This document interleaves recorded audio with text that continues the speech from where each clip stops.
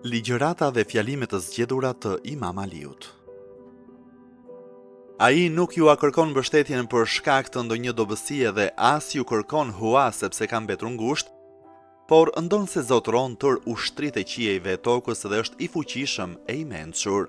Ai e don ndihmën tuaj e ndon se i ka të tijat, gjithë thesaret e qiejve dhe tokës, e është i pasur, e meriton lavde. Ai ju kërkon hua.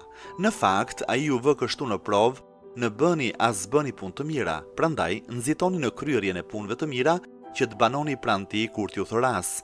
Ai ka bërë profetët e tij miq të fqinjëve të tij, e u sugjeron ëngjëjve t'i vizitojnë.